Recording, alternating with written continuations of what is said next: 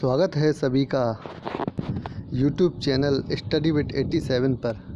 और हम लोग ज्योग्राफ़ी की महत्वपूर्ण क्लास कवर कर रहे हैं। इस ज्योग्राफ़ी की क्लास में आज हमारा भारत के तटवर्ती मैदानों पर आधारित महत्वपूर्ण टॉपिक है, जिस पर हम प्रश्नों के माध्यम से पढ़ेंगे।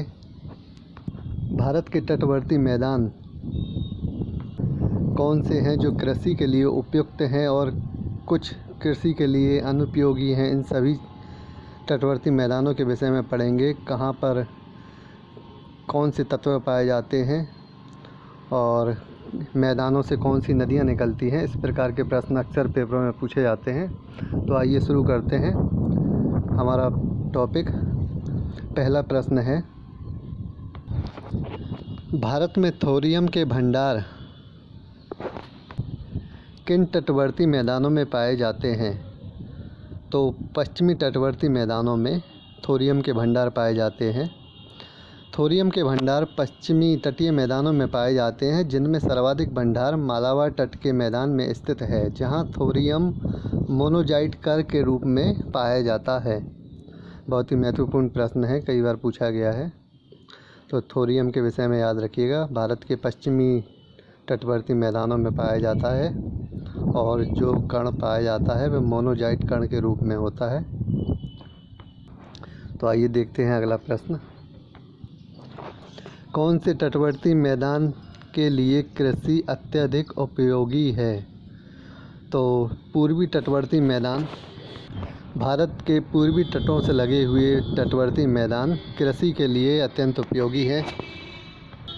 भारत के पूर्वी तटों पर नदियों के द्वारा डेल्टा बनाया जाता है, जिस वजह से पूर्वी तटीय मैदान कृषि के लिए अत्यधिक उपयुक्त हैं, क्योंकि मिट्टी में नमी होती है और इस वजह से कृषि के लिए काफ़ी उपयुक्त मैदान हैं पूर्वी तटीय मैदान।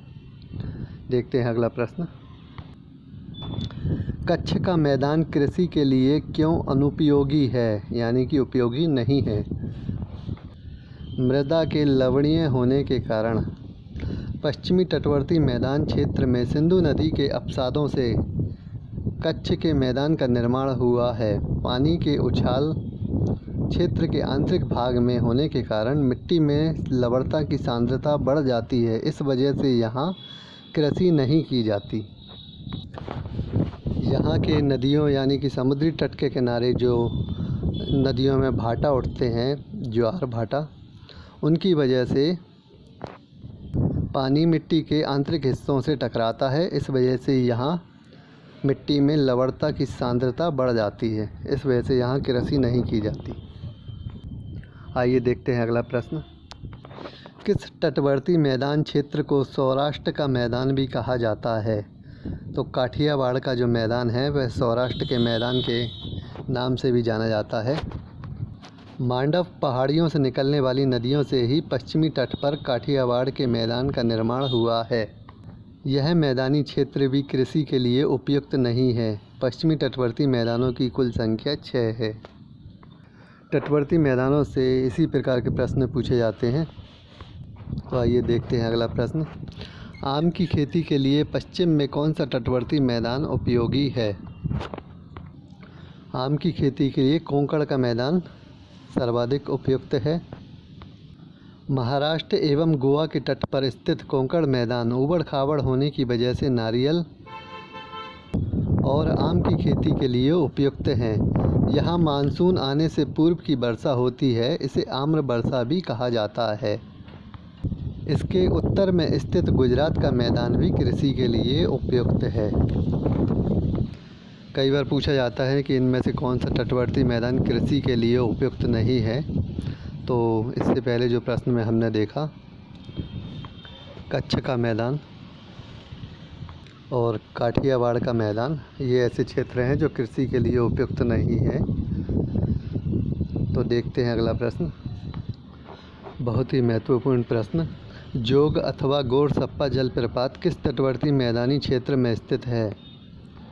भारत का दूसरा सबसे ऊंचा जलप्रपात जोग अथवा गोरसप्पा जलप्रपात है। यह कन्नड़ केंद्र तटवर्ती मैदान में स्थित है। कर्नाटक के तट पर स्थित कन्नड़ तटवर्ती मैदान जिसे केंद्र तटवर्ती मैदान या कर्नाटक तटवर्ती मैदान भी कहा जाता है। इस मैदान पर शरावती नदी के द्वारा योग जलप्रपात का निर्माण होता है। इसे गोरसप्पा अथवा महात्मा गांधी जलप्रपात भी कहा जाता है। बहुत ही महत्वपूर्ण प्रश्न है। इस जलप्रपात के बारे में अक्सर प्रश्न पूछा जाता है। यहाँ पर होने वाली मानसून पूर्व वर्षा चेरी, कहवा और कॉफ़ी की खेती के लिए उपयोगी है। अगला प्रश्न, केरल के तटवर्ती क्षेत्र में कौन सा मैदान स्थित है? तो केरल के जो तटवर्ती क्षेत्र हैं उसमें मालाबार तटवर्ती मैदान स्थित है।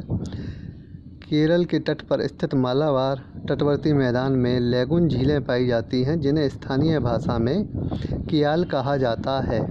यह लवड़ीय झील होती हैं। भारत की सबसे बड़ी लवड़ीय झील चिल्का झील है, जिसे खारे पानी की झील भी कहा जाता है। तो उस पर भी आगे प्रश्न देखेंगे। आइए देखते हैं अगला प्रश्न, चिल्का झील किस तटवर्ती मैदान पर स्थित है? तो उत्कल तटवर्ती मैदान ओडिशा क्षेत्र में स्थित है। ओडिशा में स्थित महानदी के अपसादों से उत्कल तटवर्ती मैदान का निर्माण हुआ है। भारत में सबसे बड़ी खारे पानी अथवा लवणीय झील चिल्का उत्कल मैदान के दक्षिणी भाग में स्थित है। इसी प्रकार के प्रश्न अक्सर पेपरों में पूछे जाते हैं, इनके विषय में याद रखिएगा। अगला प्रश्न, कोलेरू मीठे पानी की झील किस तटवर्ती मैदान में स्थित है? तो आंध्रा के मैदान में स्थित है। आंध्रा के तटवर्ती मैदान के मध्य में कोलेरू मीठे पानी की झील है, जबकि दक्षिण में पुलिकट नामक लैगून झील भी स्थित है। इस झील में स्थित श्रीहरिकोटा द्वीप पर सतीश धवन अंतरिक्ष केंद्र स्थित है। तो याद रखिएगा, सतीश धवन अंतरिक्ष केंद्र के विषय में हरिकोटा द्वीप पर स्थित है, जो कि पुलिकट नामक झील के निकट है। और पुलिकट जो झील है वह आंध्रा के मैदानों में, तटवर्ती मैदानों में स्थित है। काफ़ी प्रश्न में इस क्वेश्चन में बन रहे हैं इस तरह के, इनके विषय में याद रखिएगा। तो अगला प्रश्न देखते हैं। दक्षिण भारत का खाद्यान्न कटोरा किस तटवर्ती मैदान को कहा जाता है? तो दक्षिण भारत का खाद्यान्न कटोरा जो है तमिलनाडु के तटवर्ती मैदानों को कहा जाता है। कावेरी नदी द्वारा निर्मित तमिलनाडु के मैदान उपजाऊ होने के कारण चावल की खेती के लिए उपयुक्त हैं। इसलिए इस मैदान को दक्षिण भारत खाद्यान्न का कटोरा भी कहा जाता है और चावल की खेती के लिए बहुत ही उपयुक्त है तमिलनाडु तटवर्ती क्षेत्र जो है मैदान। तो ये हमारे महत्वपूर्ण 10 प्रश्न थे, जिनके विषय में हमने इस वीडियो में देखा। तटवर्ती मैदानों से अक्सर इसी प्रकार के प्रश्न पूछे जाते हैं। तो इस प्रकार की वीडियो आगे पाने के लिए देखते रहिए स्टडी विद 87। मैं राहुल। जिन्होंने चैनल को सब्सक्राइब नहीं किया अभी तक, चैनल को सब्सक्राइब कर लें और